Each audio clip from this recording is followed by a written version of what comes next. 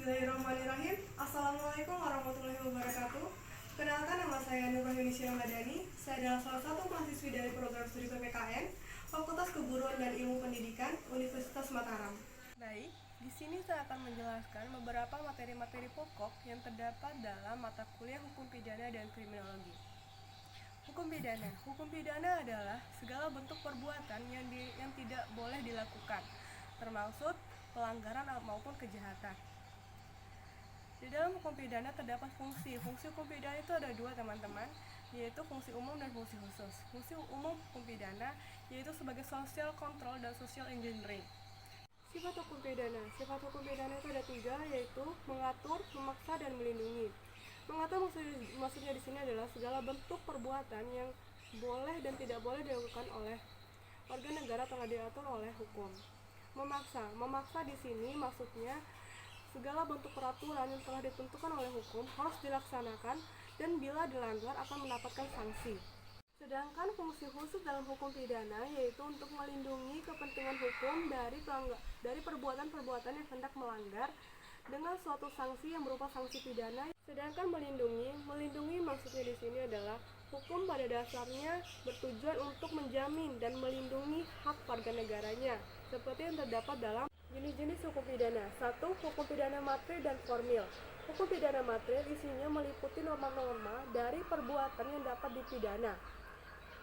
Hukum pidana formil adalah menggambarkan hak negara beserta aparat penegak hukum dalam melakukan penuntutan, menjatuhkan dan melaksanakan perkara pidana.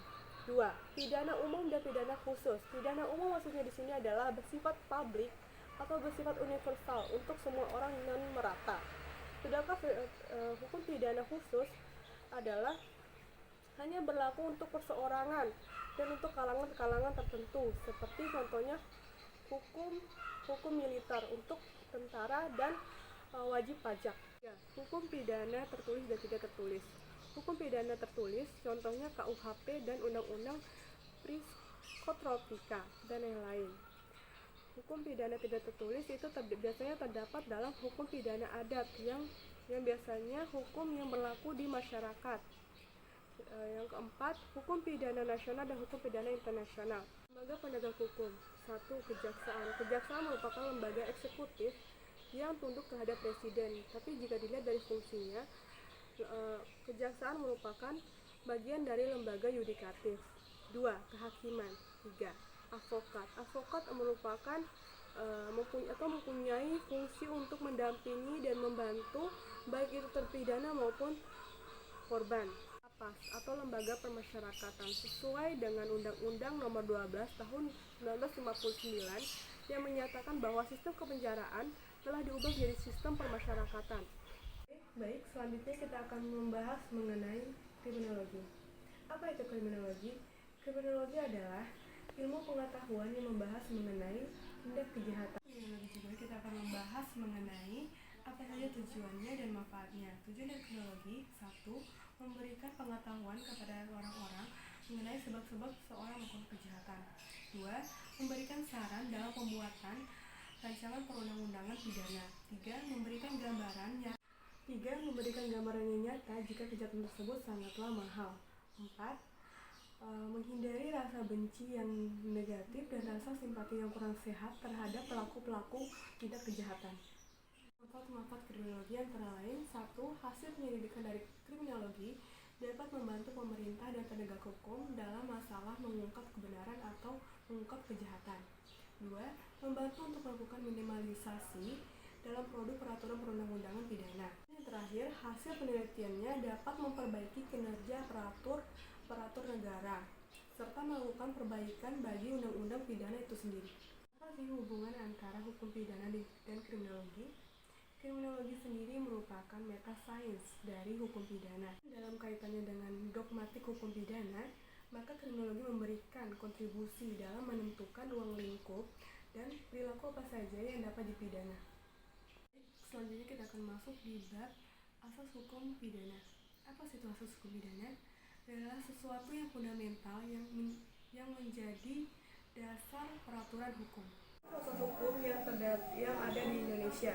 1. Asas legalitas. Asas legalitas telah dicantumkan dalam pasal 1 ayat 1 KUHP yang berbunyi tidak ada perbuatan apapun yang dapat dipidana kecuali atas kekuatan aturan pidana perundang-undangan yang sudah dicantumkan. 2. Asas teritorialitas dijelaskan dalam pasal 2 KUHP berbunyi ketentuan pidana dalam perundang-undangan Indonesia diterapkan bagi setiap orang yang melakukan tindak pidana di Indonesia. Yang ketiga, asas nasional aktif atau asas personalitas. Asas ini membahas tentang KUHP terhadap orang-orang Indonesia yang melakukan tindak pidana di luar negara Indonesia dan terdapat dalam pasal 5 KUHP. Keempat, asas nasional pasif atau asas perlindungan. Asas ini memberlakukan KUHP terhadap siapapun, baik WNI ataupun warga negara asing yang melakukan tindak pidana di luar negara Indonesia, sepanjang perbuatan tersebut melanggar kepentingan negara Indonesia dan terdapat dalam pasal 4 KUHP. 5. Asas universalitas. Ini biasanya berkaitan dengan asas kemanusiaan.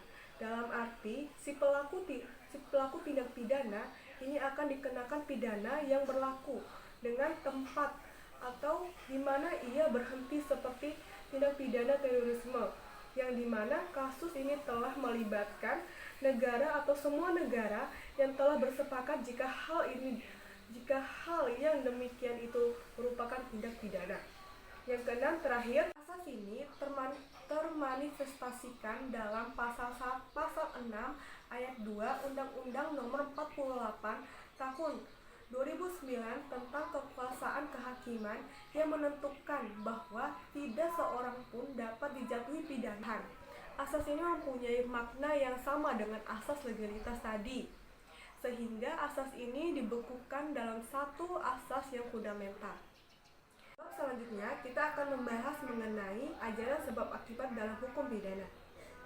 Pengertian ajaran sebab akibat yaitu dengan mempelajari masalah sebab akibat akan dapat mengetahui dan menentukan hubungan sebab dan akibat yang berarti menentukan ada atau tidak adanya suatu tindakan pidana yang dapat dipidana dan menentukan siapa yang harus dipertanggungjawabkan atas suatu akibat tertentu yang berupa suatu tindak pidana.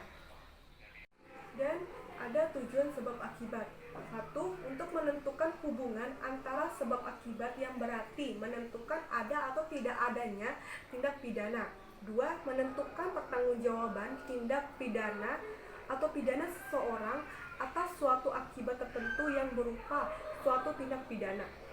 Hubungan kausalitas sebab akibat. Karena pada dasarnya kausalitas sendiri dibangun untuk menentukan hubungan antara sebab akibat, yang dimana kejadian sebab itu dipahami sebagai konsekuensi dari kejadian sebelumnya atau sebab. Rumusan sebab akibat KUHP. 1. Tindakan pidana formil adalah tindakan pidana yang dirumuskan dengan pidana yang melakukan suatu tingkah laku tertentu. Artinya, dalam rumusan ini secara tegas pembuatan tertentu atau perbuatan tertentu yang menjadi pokok larangan. Misalnya tindakan pidana perampokan pada pasal 362 KUHP. Sedangkan tindakan pidana material adalah tindakan pidana yang menitik beratkan pada larangan akibat hukum atau konstitutif. Untuk tindak pidana ini tidak tergantung pada perbuatan, akan tetapi tergantung pada akibat terlarang yang ditimbulkan dari perbuatan tersebut. Contohnya seperti menghilangkan nyawa pada kasus pembunuhan pada pasal 338 KUHP. Contohnya bisa kita ambil dari kasus seorang yang menghina orang lain, lalu orang yang telah dihina tersebut melakukan pemukulan atau kekerasan terhadap si penghina, sehingga menyebabkan si penghina ini mati. Pemukulan adalah merupakan sebab atau kausa dari matinya si penghina. pihak terdakwa akan menggunakan penghinaan si penghina sebagai penyebab dari sebab pemukulan. Penuntut umum sebaliknya akan menyoroti delik penghinaan itu sebagai suatu tindakan pidana tersendiri. Selanjutnya, penghinaan yang dilakukan oleh si penghina adalah sebagai motif atau pendorong bagi si yang dihina melakukan pemukulan atau penyebabnya. Hubung kausal antara sebab dan akibat dalam hal ini ditinjau dari sudut kehendak pelaku memang tidak ada. Meskipun dalam hal ini dikatakan ada hubungan kausal, maka sekiranya akibat itu tidak secara tegas dicantumkan dalam undang-undang, maka perbedaan maksimum ancaman pidana pada kitab undang-undang hukum pidana seperti yang terdapat dalam ayat-ayat pasal 351 misalnya tidak perlu ada. Sekian dari penyampaian saya. Semoga apa yang saya sampaikan dapat bermanfaat bagi teman-teman sekalian. Lebih dari kurangnya saya mohon maaf. Wabillahi taufiq wal hidayah. Wassalamualaikum warahmatullahi wabarakatuh.